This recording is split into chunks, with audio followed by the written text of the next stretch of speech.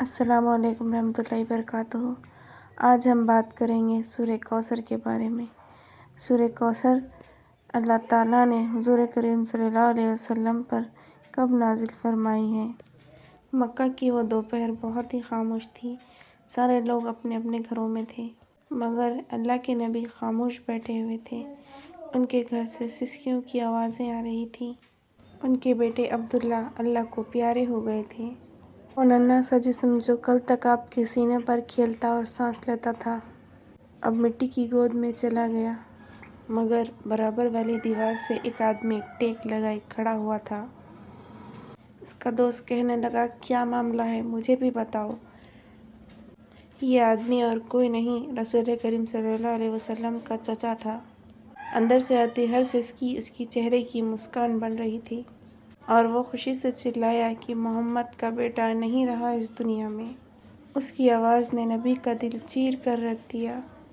اپنے دوستوں کے ساتھ قہقہے لگائے، غلاموں میں اس نے کھجوریں بانٹیں اور سب سے کہنے لگا کہ میرے بھتیجے کے بیٹے کا انتقال ہو گیا ہے۔ میرے بھتیجے کا بیٹا اس دنیا میں نہیں رہا، اور خوش ہوتا رہا۔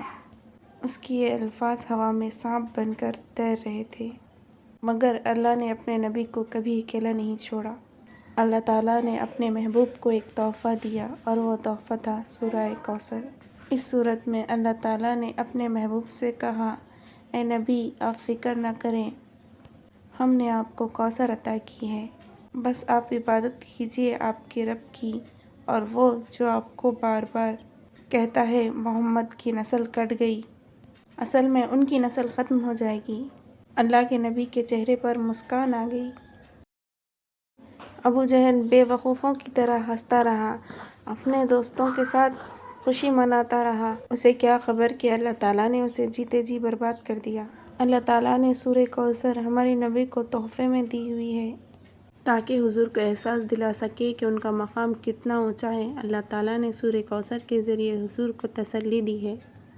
اللہ تعالیٰ نے ہمارے محمد مصطفیٰ صلی اللہ علیہ وسلم کا مقام اور بھی اونچا کر دیا ہے۔ اس سورہ کی پہلی آیت ہے، اِنَّا أَعْطَيْنَاكَ الْكَوْثَرَ۔ بے شک جب قرآن میں پہلی آیت کا ذکر آتا ہے تو بے شک ہم نے آپ کو کوثر عطا کیا ہے۔ کہ کوثر کیا ہے؟ کبھی نہ ختم ہونے والا، موتی کے درمیان بہنے والا جھرنا ہے کوثر۔ اللہ تعالیٰ نے سورہ کوثر کے علاوہ قرآن پاک سے حضور کو نوازا ہے۔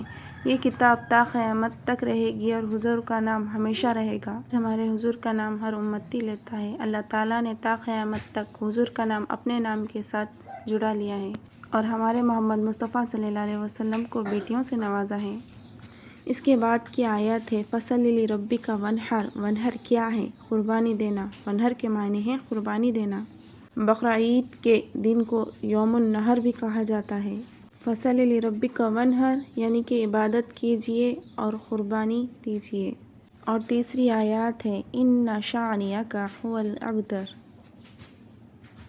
شانیہ کا مطلب ہے دشمنی، ایسی دشمنی جس میں انسان اپنا دماغ کھو دے، دماغ کام کرنا بند ہو جائے۔ اب آپ غور کیجئے کہ اللہ کے رسول کے گھر انتقال ہو گیا ہے، اور حضور کے چچا ابو لہب بے وقوفوں کی طرح قہقہے لگا رہا تھا۔ اس کی عقل نے کام کرنا بالکل بند کر دیا۔ شانیہ کا جو آج کے دور میں اسرائیل کر رہا ہے، فلسطین کے بے زبان بچوں کو قتل کر رہا ہے، بوڑھوں کو تکلیف دے رہا ہے، بد دماغ ہے وہ لوگ، بے عقل لوگ۔ اللہ تعالیٰ کیا کہتے ہیں، إِنَّ شَانِئَكَ هُوَ الْأَبْتَرُ۔ ہوول یعنی کہ یہ لوگ جو آپ کو کہتے تھے ابتر ہو جائیں گے، آپ کا نام نہیں چلے گا، کوئی آپ کو نہیں پوچھے گا، وہ خود ابتر ہو گئے، ان کا پوچھنے والا کوئی نہیں۔ اور یہ اس بات کا ثبوت ہے کہ رسول کریم صلی اللہ علیہ وسلم کو پوری دنیا جانتی ہے، اور ابو لہب کو ہم جانتے ہیں، لیکن لعنت کے ساتھ اس کا نام لیتے ہیں۔ لیکن آج ہم اس صورت کو اپنی زندگی میں کیسے اتار سکتے ہیں؟ آپ کے اور ہمارے لیے کوثر کیا ہے؟ ہماری صحت، ہماری اولاد، ہر وہ چیز جو اللہ نے ہمیں عطا کی ہے وہ کوثر ہے۔ ہمیشہ اللہ کی دی ہوئی چیزوں کا شکر ادا کریں۔ اگر ہمارے کہنے میں کچھ غلطی ہو جائے تو معذرت چاہتے ہیں۔